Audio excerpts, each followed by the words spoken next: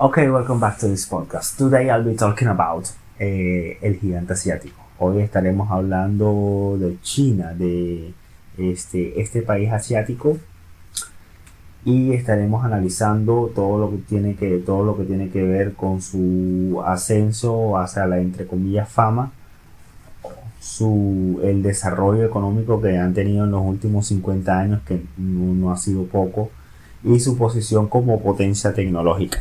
Entonces este podcast se llama China, la superpotencia, represión y tecnología. Como ya sabemos, en este podcast no nos gusta esperar, así que vayamos directo al grano. China hoy se quiere presentar ante el mundo como una alternativa ante Estados Unidos, como una alternativa ante Occidente. A ver, se está volviendo común esto, que es ciertos países que ganan notoriedad en el mundo, llámese Rusia, llámese China o no sé, alguna otra potencia.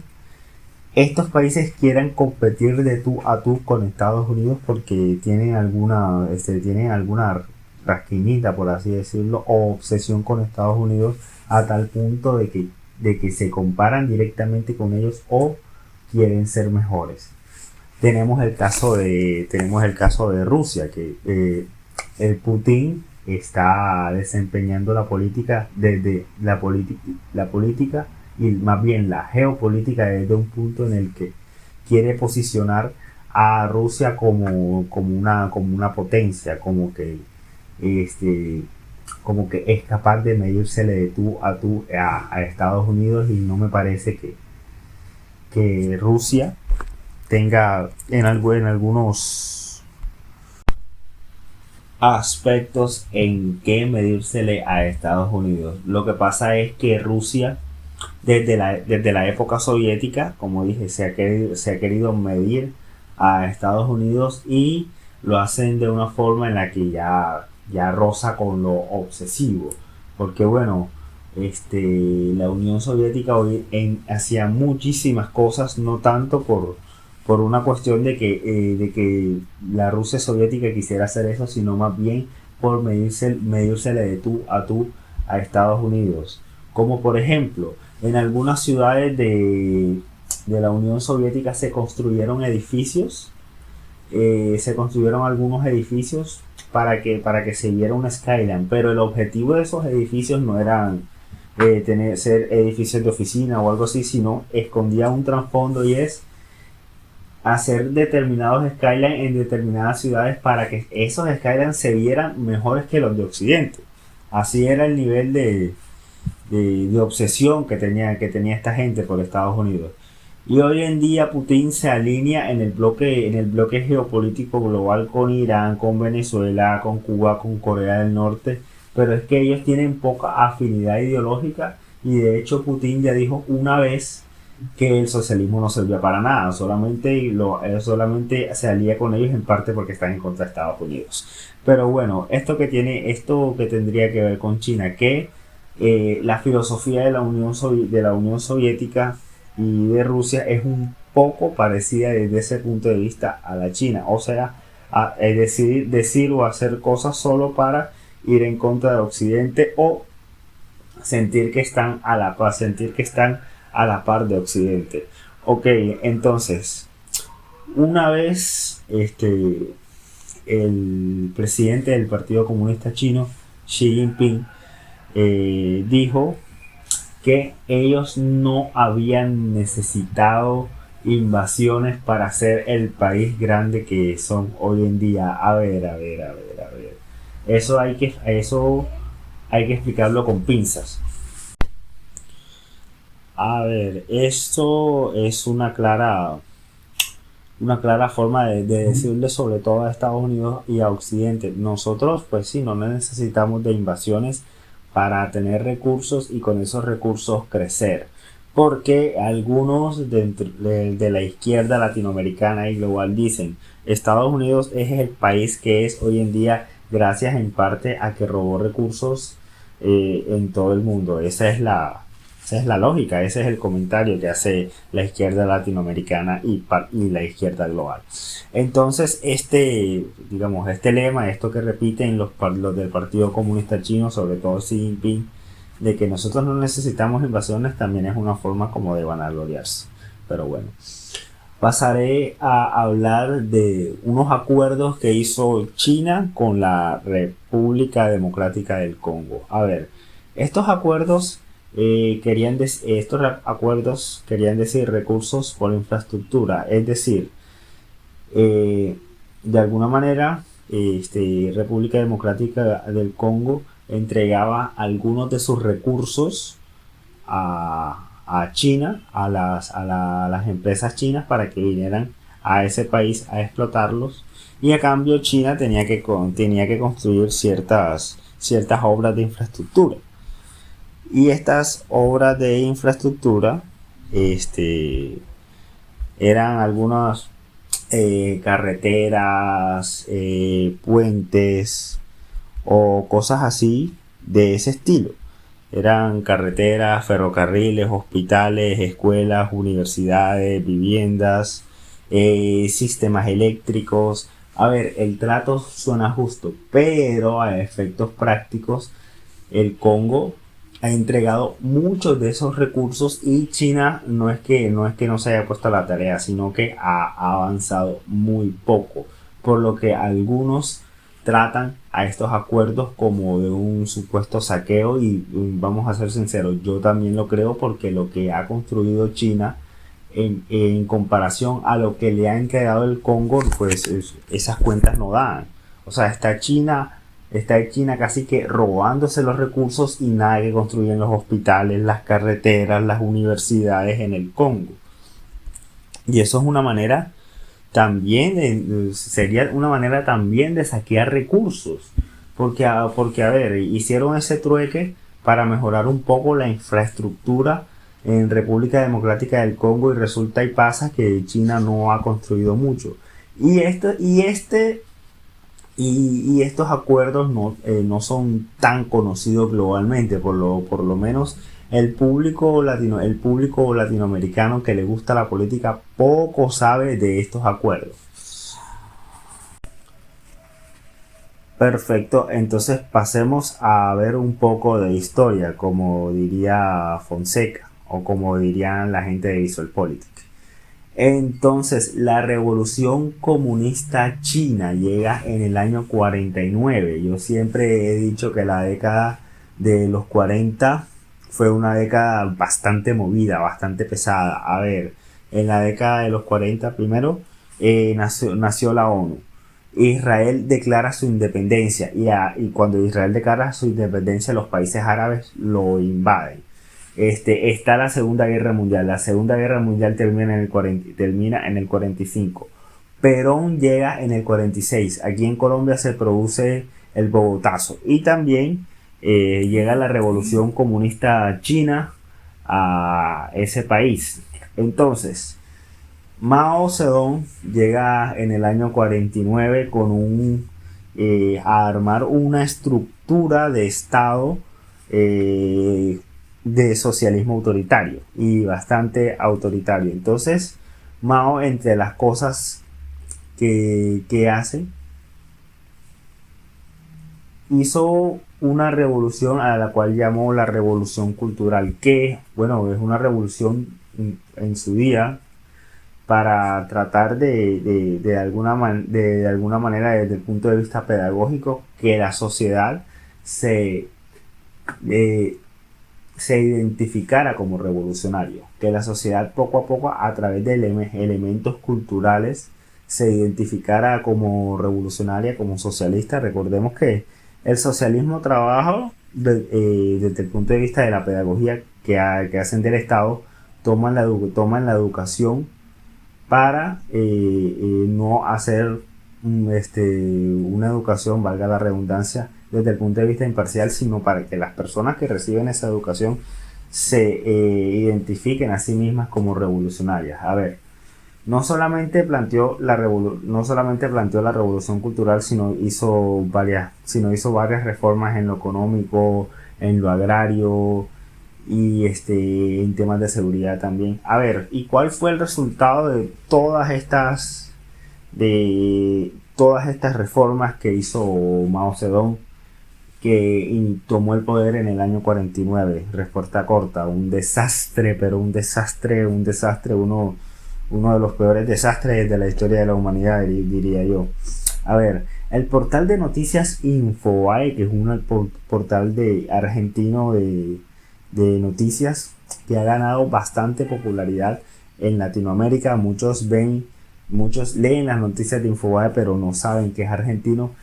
Hizo un listado de los dictadores que más mataron gente en el siglo XX. De primero estaba Mao Zedong con 78 millones de personas, lo cual es, o sea, eso es una locura. A mí y a todo el que esté escuchando este podcast no nos cabe en la cabeza cómo Mao pudo haber matado tanta gente, por Dios. Y aún así hay estatuas de Mao por toda China, pero bueno, ya qué se le va a hacer. Entonces, pero ¿de qué manera logró Mao matar tanta gente? Sencillo, a través de políticas totalitarias. Como en todo contexto socialista autoritario, cualquiera querencia de rebelión o cualquiera persona que pudiera haber estado en contra de la revolución de Mao era mandada a campos de concentración donde los torturaban, en caso tal de que la revolución socialista consideraba que había una falta de respeto muy grande hacia ese ideal, pues simplemente lo fusilaban. Las políticas totalitarias, los fusilamientos, la represión a la prensa, muchos periodistas fueron encarcelados, torturados, mejor dicho. Ahora, no solamente son las políticas totalitarias, sino que Mao en cuestiones económicas llevó a cabo varias reformas, y esas reformas terminaron en algo que se denominó la Gran Hambruna China, donde murieron como unas 30 40 millones de personas. Gracias a las políticas económicas y a la reforma agraria que planteó Mao, murió esa gran cantidad de gente. Es una locura. El totalitarismo, la represión, la gente que murió por física hambre, de inanición, es una completa locura. Hasta que en 1979 llega al poder alguien llamado Deng Xiaoping. A ver, este man llegó al poder en 1978, pero no fue presidente, sino el líder de facto de China. El verdadero poder no estaba en el cargo de presidente, sino en el control del Partido Comunista y del ejército, y Deng dominaba ambos desde la sombra. A ver, como lo dije, para mí este man es el padre de la China moderna, y este man hizo determinado raciocinio, y fue que, bueno, él dijo, o pensó más bien, bueno, las políticas llevadas a cabo por Mao Zedong fueron un absoluto fracaso, algo abominable, porque murió muchísima gente. Vuelvo y lo digo, según el portal de noticias Infobae, fue el dictador que más mató gente en el siglo pasado, porque si vemos, y voy a dejar la captura de esa nota, si vemos, Hitler mató a aproximadamente 23 millones y Mao Zedong mató 78 millones, por Dios. Así que Deng dijo, bueno, por la parte autoritaria no voy a cambiar tanto como está estructurado el Estado chino, pero desde el punto de vista de la economía sí lo voy a hacer. Así que Deng comenzó a impulsar una serie de políticas económicas nuevas que, aunque algunos no lo crean, sí tenían mucho que ver con el liberalismo y con el capitalismo. De hecho, se crearon unas determinadas zonas especiales donde el mercado era bastante más libre. Lo cual esto en un partido, en un país dentro de un contexto de partido comunista lo que es bastante raro. De hecho, un dato curioso y es que Milton Friedman estuvo en China dando pedagogía de cómo llevar la economía. Ustedes se pueden imaginar a Milton Friedman, uno de los que integró la escuela de Chicago, y a ver, una de sus caras más visibles, sino la más visible, ese man estuvo en China haciendo pedagogía de libre mercado. Y a ver, esto no fue a espaldas de Deng Xiaoping. Se rumora que fue el mismo Deng el que mandó a traer a, a Milton Friedman. Esto manda un mensaje, y es esto en su día pudo haber mandado un mensaje, y es las nuevas reformas que vienen son pro capitalismo. A ver, tenemos el ejemplo de la ciudad de Shenzhen. Shenzhen en la época de Mao era una aldea de pescadores sin poca importancia. Sin poca importancia. Después de las reformas económicas que hizo Deng Xiaoping, hoy en día Shenzhen es la ciudad del futuro. A ver, el portal de noticias BBC, la BBC londinense, hizo un reportaje de las ciudades más futuristas del mundo. Entre esas está Shenzhen. Y es increíble que Shenzhen hoy, por lo menos desde el punto de vista de qué ciudades más tecnológicas se le pueda medir de tú a Nueva York. Bueno, Nueva York el siglo pasado siempre fue Nueva York y la capital del mundo y la cosa. Pero Shenzhen el siglo pasado no era otra cosa que una aldea de pescadores. Y sí, gracias a las políticas y a las reformas económicas de Deng Xiaoping, hoy en día Shenzhen es la ciudad del futuro. Ok, ahora pasaremos a hablar de los mecanismos autoritarios y totalitarios de China. Hablaré de dos polémicas en particular. Primero, la de la masacre de Tiananmen en el año 89, que a ver, es una de sus digamos, de sus masacres, porque el ejército chino tiene varias masacres. Solamente que la de Tiananmen es como la más es como la más reconocida, ¿no? Porque la imagen se hizo viral en todo el mundo, la de la persona enfrente de la tanqueta. Y a ver, ¿cómo terminó esa foto? La tanqueta no lo aplastó, pero si mal no estoy, esa foto es previa antes de la masacre. A ver, la masacre de Tiananmen se da entre la noche del 3 de junio y la madrugada del 4 de junio de 1989, en el contexto de unas protestas, porque el pueblo chino estaba cansado ya de las políticas totalitarias de ese país, así que decidió salir a protestar. Y bueno, ya cuando las protestas se volvieron masivas y multitudinarias y estaban en la plaza de Tiananmen en Pekín, decidieron sacar al ejército y exterminar decidieron sacar al ejército y exterminar a los protestantes. Hoy en día no se puede hacer en China ningún tipo de apología a recordar esos hechos dolorosos que pasaron en el 89. Está prohibido cualquier tipo de acto conmemorativo con respecto a la masacre de Tiananmen en el 89. Y es que el Estado autoritario chino quiere borrar ese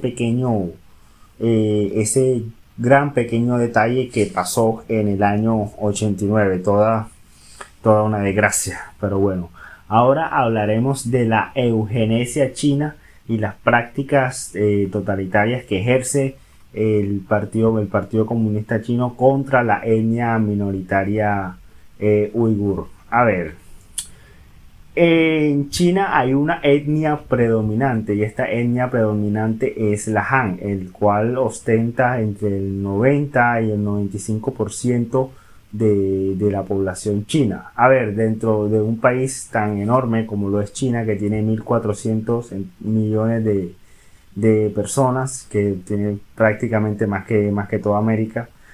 China e India se están disputando los países que más tienen población. A cada rato veo en determinados portales de noticias de que India ya se lo pasó, otros dicen que no se lo ha pasado, total, es tema de constante debate, pero sí, China tiene 1.400 millones de personas. Entonces, la etnia Han es la etnia mayoritaria, pero entre tanta gente, obviamente, se comparte la etnia, pero hay muchas subculturas dentro de esa etnia.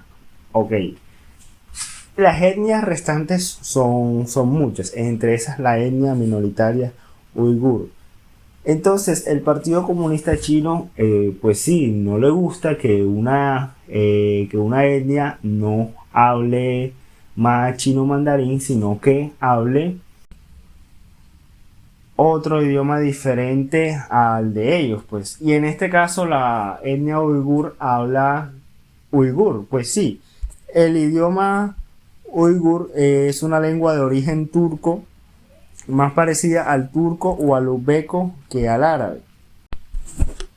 Porque muchos hacen esta asociación de que si es país o etnia musulmana tiene que hablar árabe. No, a ver, voy a dar los datos. Son aproximadamente 2.000 millones de musulmanes en el mundo y árabes son 300 millones. Está el caso de Irán, que Irán, una cosa es Irán, otra cosa es Irak.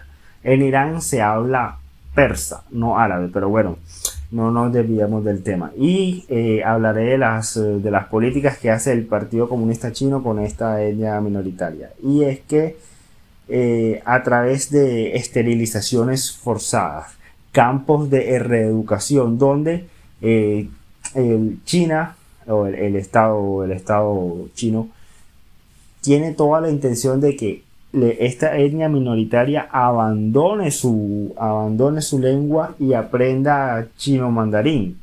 Entonces es una locura. También estas prácticas incluyen detenciones forzadas y en algunos casos hasta trabajo forzado. Todo esto lo hace el Estado China con el fin de reeducar o directamente desaparecer a esta etnia minoritaria. Entonces es una cosa terrible, muy horrible, pero que no tiene tanta atención desde el punto de vista internacional, y no sé por qué, porque lo que está aconteciendo en China con respecto a esa etnia es horrible. Perfecto, ahora hablemos un poco de la cuestión tecnológica de China. Y es que, a ver, China pasó de ser la fábrica del mundo a convertirse en una potencia tecnológica. Hoy lidera en inteligencia artificial, trenes de alta velocidad, pagos digitales y energía eléctrica, construyendo un modelo propio donde tecnología y Estado van de la mano. Porque sí, China es una especie de sistema mixto donde coexiste ciertas políticas estatales fuertes con el capitalismo, sí, con el libre mercado, por así decirlo. Y entonces, a través de un sistema numérico, relataré los avances tecnológicos de China. Primero, la inteligencia artificial y datos. China es líder mundial en inteligencia artificial aplicada, gracias a su reconocimiento facial a gran escala, sistemas de vigilancia avanzados y aplicaciones comerciales. A ver, aquí hay que hacer un paréntesis. Yo he usado la aplicación DeepSeek, que es una inteligencia artificial china, y la verdad que es bastante parcializada, totalmente parcializada. Yo le pregunté acerca de la masacre de Tiananmen y acerca de los uigures, y no fue capaz de decirme que habían atrocidades de por medio. Así que ojo con esas IAs chinas. Bueno, lo segundo es un ecosistema digital único. En China todo está integrado en aplicaciones, pagos con el celular, redes sociales, transporte, y los servicios públicos también. Tercero, carrera espacial. China pasó de ser un actor secundario a ser una potencia espacial y tiene una estación espacial propia. Tiene misiones a la Luna y ciertas misiones donde hay exploraciones en Marte. Hablemos ahora de los trenes de alta velocidad. Tienen la red de trenes rápidos más grande del mundo. Miles de kilómetros conectados en el país y velocidades de esos trenes de hasta 300 kilómetros por hora. Esto ha cambiado drásticamente la movilidad interna del país, y es que el avance de los trenes de alta velocidad en China ha sido asombroso. Es decir, por ahí 2008, 2009 hasta acá se han construido muchísimos trenes de alta velocidad. Quinto, energía y autos eléctricos. China domina la producción de baterías y vehículos eléctricos. Empresas como BYD lideran el mercado y también hay una fuerte inversión en energías renovables. 6. Telecomunicaciones. Ha sido pionera en despliegue de redes 5G con una infraestructura masiva, y empresas como Huawei, la baneada Huawei, han sido clave. 7. Manufactura avanzada. China ya no es solo mano de obra barata, sino también dentro del mercado, el mercado interno chino y a nivel mundial han introducido robots industriales, electrónica avanzada y producción a gran escala con alta tecnología. A ver, todo esto hay que matizarlo. Y no todo es positivo porque hay una fuerte vigilancia estatal. Recordemos una cosa: China sigue siendo una dictadura. China es una dictadura. Sí, China es un país que ha avanzado mucho económicamente, tecnológicamente, pero eso no quita el hecho de que sigan siendo una dictadura. Así que todas estas cuestiones que mencioné que tienen que ver con la tecnología están bajo fuertes restricciones estatales y bajo fuerte vigilancia estatal. El gobierno chino regula de manera terrible el internet. Entonces, habiendo dicho todo eso, vamos a las conclusiones finales. China parece poner en jaque aquel dicho de que la democracia es perfecta y que es a través de la democracia que llevarás a un país a ser próspero. Porque China es todo lo contrario a una democracia y sin embargo ha despegado económicamente. A ver, eso es cierto hasta cierto punto, porque si lo vemos desde uno de los indicadores macroeconómicos más reconocidos, que es el ingreso per cápita, pues China no está tan arriba. Pues a ver, España tiene más ingreso per cápita que China. Si mal no estoy, Costa Rica y Panamá tienen más ingreso per cápita que China. Inclusive si mal no estoy, hasta México tienen un per cápita parecido, o si mal no estoy, hasta México tiene un ingreso per cápita mayor al de China. Entonces China, desde el punto de vista del ingreso per cápita, pues queda bastante mal parada. Ahora, eso no quiere decir que tengan un poderío económico gigante, y es que el poderío económico no se basa tanto en el ingreso promedio de sus habitantes, sino en el músculo financiero y por la gran cantidad de empresas y cómo tienen esas empresas relevancia en la geoeconomía, por así decirlo. También es una sociedad bastante moderna desde el punto de vista de que hay muchas ciudades, muchas metrópolis que disfrutan de un sistema integrado con la tecnología, donde casi todo se paga desde el celular y todo es bastante más práctico. Y dentro de las edificaciones donde la gente vive son edificios residenciales muy modernos, donde la identificación, o para entrar a la casa o al apartamento puede ser a través de huella o a través de reconocimiento facial. Eso pasa bastante en China. Entonces, todo eso sin dejar de ser un modelo autoritario. Entonces ya vimos que el ingreso per cápita no es que lo tenga muy alto, Ya vimos que es una sociedad influenciada bastante por el Partido Comunista Chino y que está luchando contra Estados Unidos por cierta dominación geopolítica, por cierta dominación geoeconómica, y muchas de las cosas que hace China son no solamente pensadas en el bienestar de la población, sino en seguir manteniendo el control sobre los ciudadanos. Y desde el punto de vista de la geopolítica, pues sí, medírsele a Estados Unidos para hacerle querer ver al mundo de que hay una nueva potencia que se le mide de tú a tú con Estados Unidos. Y por qué no, a los chinos también piensan que en determinados contextos se quieren pasar a Estados Unidos para ellos vanagloriarse, tener ese orgullo de decir en determinados contextos, en determinadas cosas nos pasamos a la superpotencia mundial que es Estados Unidos. Ok, perfecto, entonces llegamos al final de este podcast. Si les gustó, por favor suscríbanse y hasta la próxima.